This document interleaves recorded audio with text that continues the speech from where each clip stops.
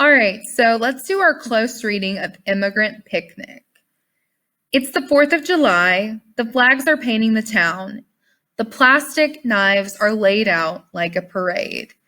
So in this stanza, we don't really have a character, so we can't really identify any traits. Instead, we are given the setting. So I'm going to write setting 4th of July picnic, and we can get that from obviously our title because we're at a picnic.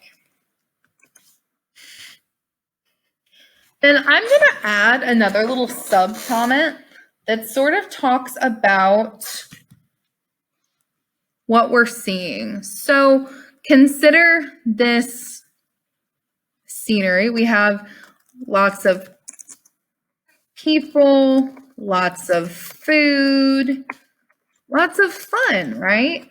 That's what you imagine when you think of a picnic, especially with the 4th of July. There might be fireworks, all these good things. Then we have this particular metaphor, right? It's a piece of figurative language. It says, the flags are painting the town. Now, this flag is not literally painting the town. Instead, it is a piece of figurative language. Flags meaning, this is a metaphor, meaning flags are everywhere. Everywhere you look, you see a flag, right? Then it says, the plastic forks and knives are laid out like a parade. Now, there are several ways we can look at this. It is obviously a simile, so it's a piece of figurative language. It is a simile. That's not how you spell simile. Simile, comparing forks and knives to a parade, right? That's what we have. But there are two ways that we thought of today that we can interpret that. Okay, so let's keep trekking. Oh, I wonder if I have my microphone.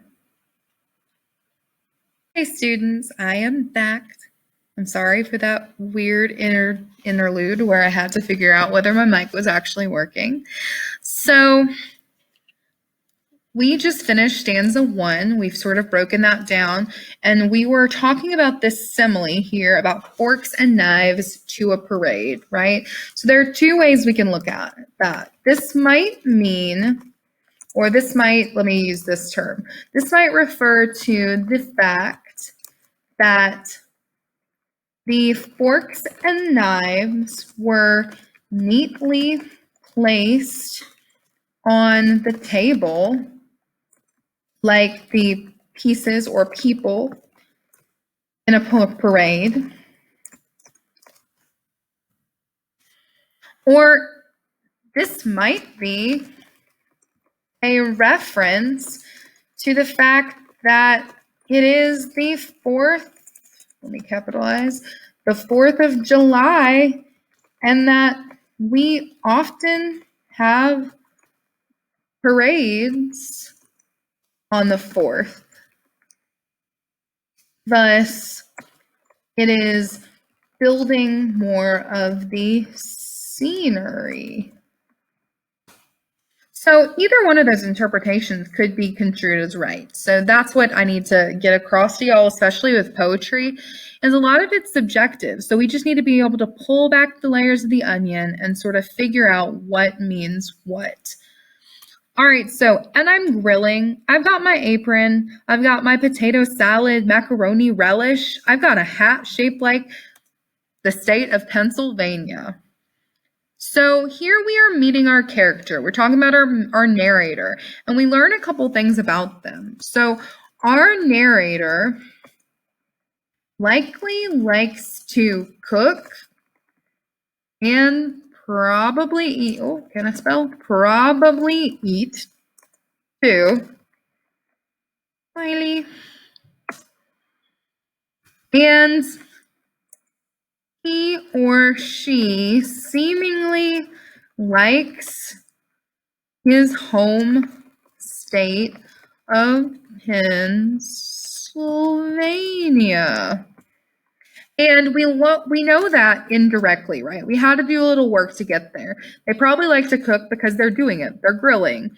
And then probably like to eat because he's got all this different food. And then you wouldn't wear a hat for a state you didn't like. So we know that from indirect, that's an indirect characteristic. We had to figure it out. So it's indirectly stated. Let's keep going.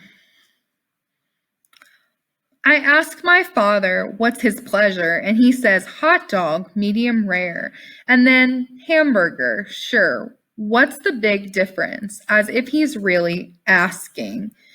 This piece of dialogue is the first hint we get that there's going to be a little miscommunication. So this is our first hint that there will be a miscommunication between father and son, right? Because we know that there's an immigrant involved in this text. It's called Immigrant Picnic. And so maybe, which we don't know this for a fact, but maybe the father is the immigrant, possibly. The immigrant from the title, maybe. I put on the hamburgers and hot dogs. I slice up the sour pickles and the Bermudas, uncap the condiments. The paper napkins are fluttering away like lost messages. This is a very interesting simile that they throw at us, and I want to unpack that really quickly. So first of all, remember, we're going to mark that it's figurative language. And then you're going to say it is a simile comparing paper napkins that are fluttering away, and we're going to put that in quotes because that's directly from the text, right? That are fluttering away like lost messages. Okay, so there's several, just like that earlier, the simile earlier, there are several ways we could interpret this. We could say that sort of it refers to the fact that these napkins won't be seen again. They're flying away. They're gone. They won't be seen again. Again. They are lost. They are lost. Just like the messages. And we can also look at it in context of the conversation he's having with his father. So we know that his father is they're having a miscommunication between father and son, right? So it can also refer to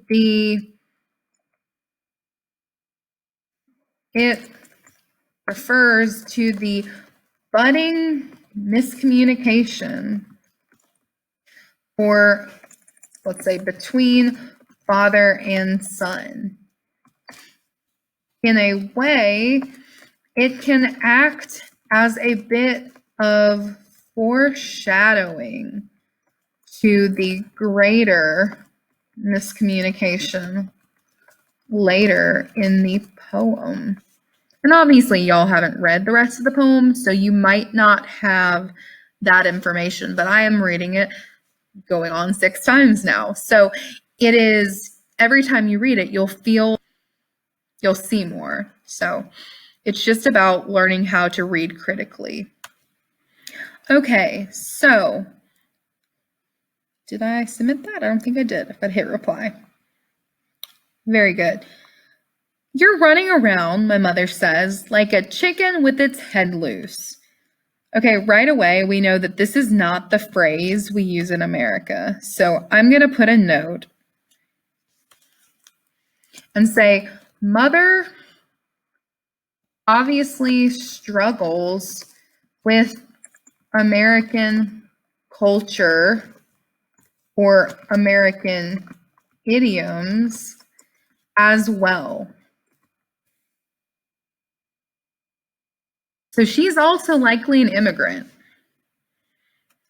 Ma, I say, you mean cut off, loose and cut off, being as far apart as, say, son or daughter. So looking at that line, I'd like us to think, is our narrator from America? Was that person born and raised there? I think probably the answer is going to be no. Because we don't speak exactly like that, right? Our main character seems like they're probably American, but not quite fluent in English. Their sentence structure is a little bit different. And that we got indirectly, right? It's an indirect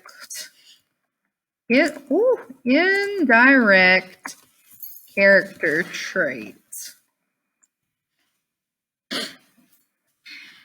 Okay, so you can see how we kind of figured that out, because in Americanized English, we are not saying things like being as in the middle of a sentence. That's kind of a cultural thing that people use when they're first learning American English.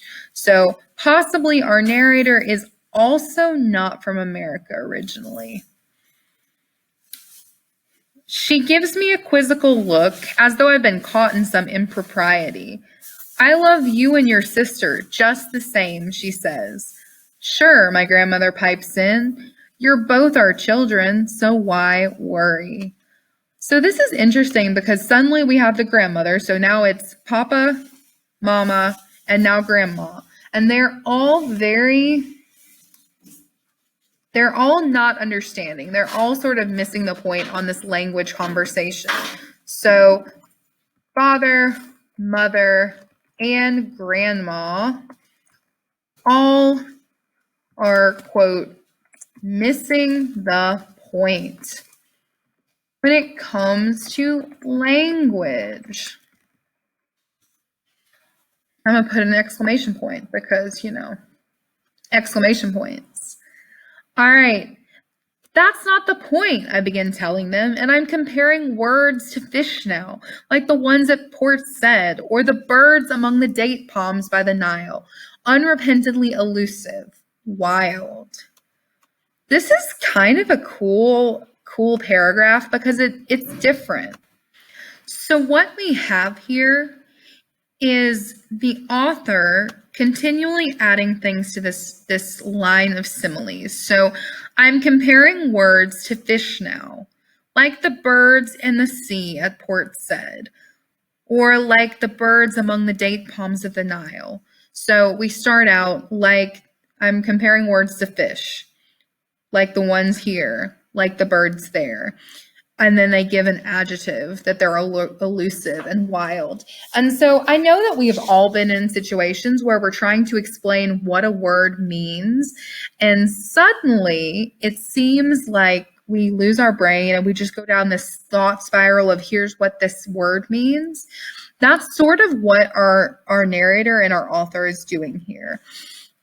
So I said the author provides this thought spiral because of the disconnect in language is so strong and that it's hard to explain, right? So I'm comparing words to fish now. Essentially what he's saying is words are elusive. They're hard to capture, understand, and or explain, right? That's what they're getting at when you strip down all of the cool figurative language. Okay, so moving on to the next stanza. Sonia, my father says to my mother, what the hell is he talking about? Pardon their French. He's on a ball, my mom says. Okay, so yet again, he's on a ball. That's not correct Americanized English, right? That's a roll, I say, throwing up my hands, as in hot dog, hamburger, dinner roll. And this right here is just our narrator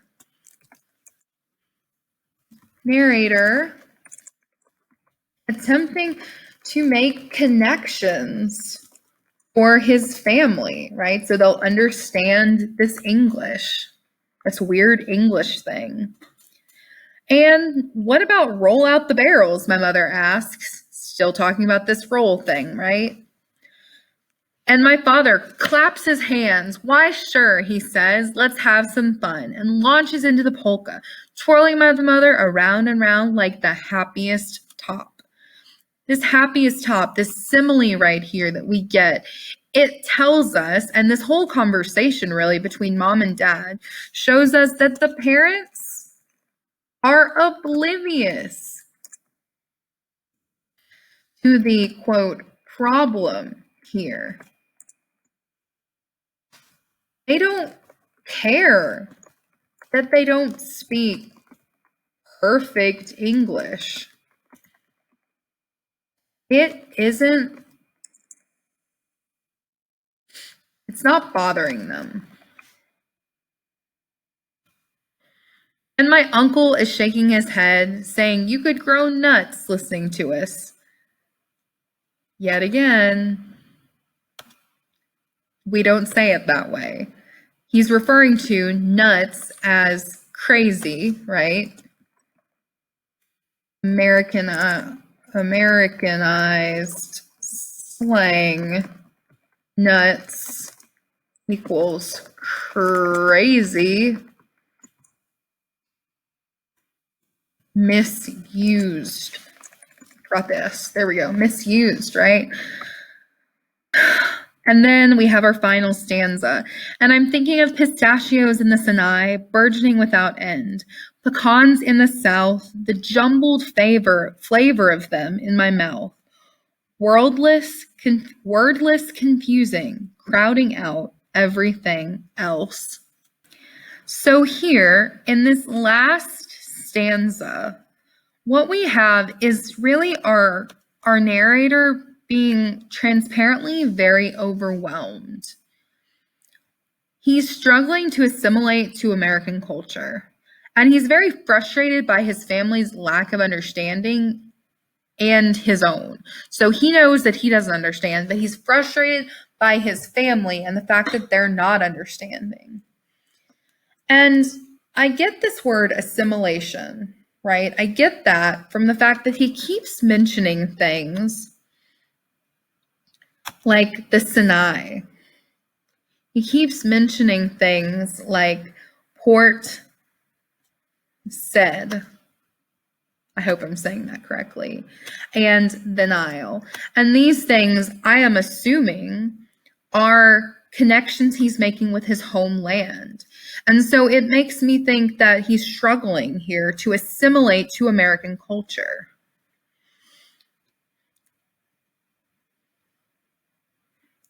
So overall, when I read this poem, that's what I think it's about. I think it is about a narrator and a family that is struggling to assimilate to American culture.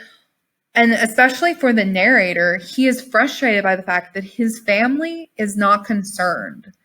His family is like, yay, I'm living and I'm happy and I'm in America. Yay, America.